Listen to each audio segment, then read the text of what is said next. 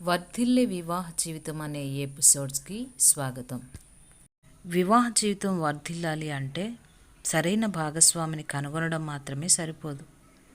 సరైన భాగస్వామిగా ఉండటం కూడా అవసరమే. ముందుగా హెచ్చరించబడటం అంటే రాబోయే ప్రమాదాలను ఎదుర్కోవడానికి సిద్ధంగా ఉండడమే అవుతుంది. ఈ ఎపిసోడ్స్ అనేక వైవాహిక సమస్యలతో సతమతమవుతున్న దంపతులు చూడగలిగే కిటికీ వంటిది.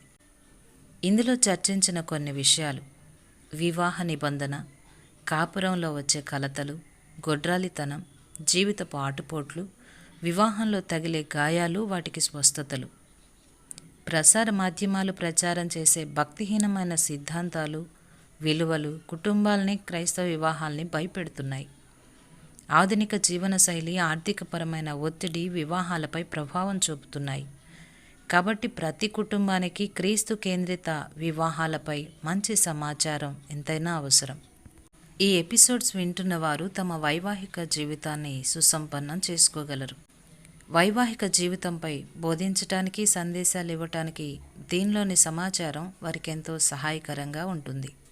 కుటుంబ జీవితంలో వేదనకు లోనైన భార్యాభర్తలకు అవసరమైన కొన్ని విషయాలు ఈ ఎపిసోడ్స్లో పొందగలరు.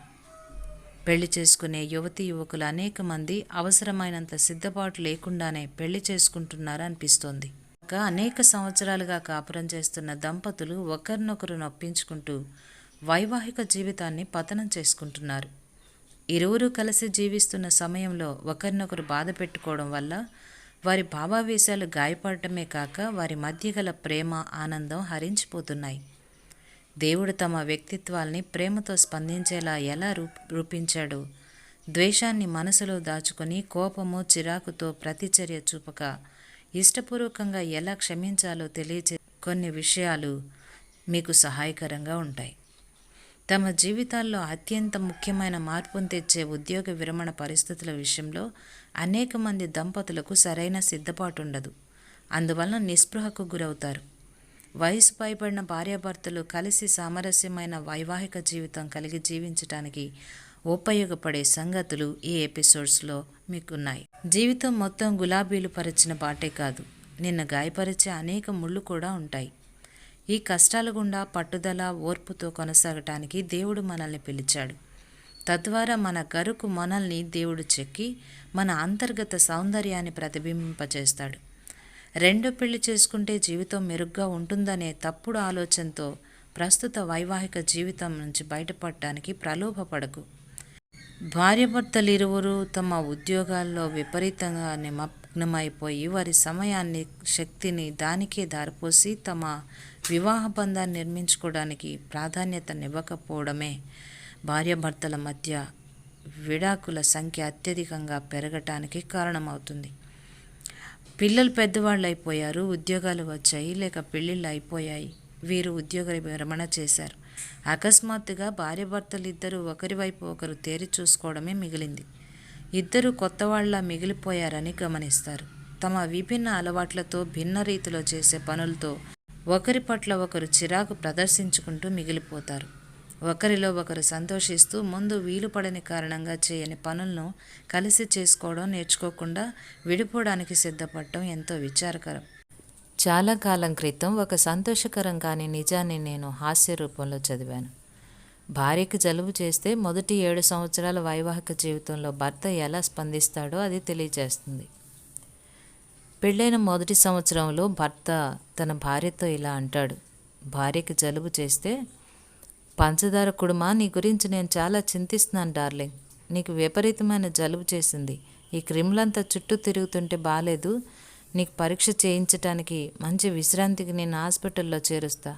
నేను వండేది అంతగా రుచిగా ఉండదు, కానీ ఇంటి నుంచే భోజనం తెస్తాను. అక్కడ డాక్టర్తో సంప్రదించి అన్ని ఏర్పాట్లు చేస్తాను అంటాడు.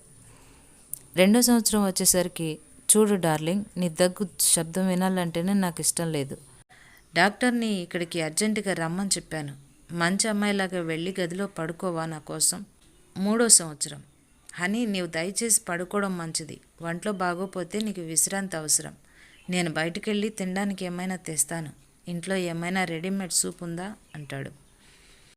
4వ సంవత్సరం, చూడు, కొంచెం జ్ఞానంతో ఆలోచించు. పిల్లలకు భోజనం పెట్టి గిన్నెలు కడిగి నేల తుడిచేసి పడుకోవడం మంచిది అంటాడు. 5వ సంవత్సరంలో ఆస్పిరిన్ మాత్రలు వేసుకోవచ్చు కదా అంటాడు. 6వ సంవత్సరం వచ్చేసరికి గొర్రెలాగా తగ్గుతూ సాయంత్రం వరకు అలా కూర్చునే బదులు వెళ్ళి ఏదైనా తీసుకోరాదు. 7వ సంవత్సరంలో అంటాడు, దయచేసి ఆ తుమ్మడం ఆపుతావా? నాకు ఆ నిమోనియా జబ్బు అంటించాలనుకుంటున్నావా ఏంటి? సంవత్సరాలు గడిచే కొలది ఒకరి పట్ల ఒకరికున్న అనురాగం, శ్రద్ధ ఏదో రీతిలో తగ్గిపోతుంటాయి. ఎందుకంటే వేగంగా పరిగెట్టే ఈ ఆధునిక యుగంలో మన బంధాలను అర్థం చేసుకొని నిర్మించుకోవడానికి సమయాన్ని, ప్రయత్నాన్ని మన వైవాహిక జీవితం ఆరంభంలో ఇచ్చుకోలేదు. మీ మధ్య ఘర్షణలు ఎంత తీవ్రంగా ఉన్నా పరిశుద్ధాత్మ దేవుని సహాయంతో అది మార్పు చేసుకోవడానికి మన సమయం మించిపోలేదని మీరు గమనించాలని నా ప్రార్థన. బాహ్యంగా చక్కని దంపతుల్లా కనబడి వారి గుండెలోతుల్లో దాచుకున్న ద్వేషాన్ని, బాధని ఎవరితో పంచుకోలేని దంపతుల మధ్య మంచి అవగాహన, సంభాషణ నెలకొనాలనే ఉద్దేశంతో చేసిన చిన్న ప్రయత్నమే ఈ ఎపిసోడ్స్. మంచి వివాహాల్ని మెరుగైన వివాహాలుగా ఇది చక్కదిద్దాలనేది నా ప్రార్థన, ఆశ. సంఘం, మనం జీవించే సమాజం, మన తరువాత తరం వారి ఆరోగ్యం, సంక్షేమం, కుటుంబ సంక్షేమం మీదే ఆధారపడి ఉన్నాయని నేను నమ్ముతున్నాను. అందుచేత ఆరోగ్యవంతమైన, ఆనందకరమైన వైవాహిక జీవితాన్ని నిర్మించుకోవడం అనేది అతి ప్రాముఖ్యమైన విషయం. నీవు అనుమతిస్తే పరిశుద్ధాత్మ దేవుడు నీ వివాహాన్ని శ్రేష్టమైనదిగా చేయటానికి దేనినైనా సరే అన్నిటినీ మార్పు చేయగలడు. అనుమతిస్తావా? ప్రియ స్నేహితులారా, ఈ ఎపిసోడ్స్ మీ వివాహ జీవితానికి ఎంతో దీవెనకరంగా ఉండాలని ప్రార్థిస్తున్నాను. ప్రభు అట్టి కృప దయచేయనుగాక. ఆమెన్.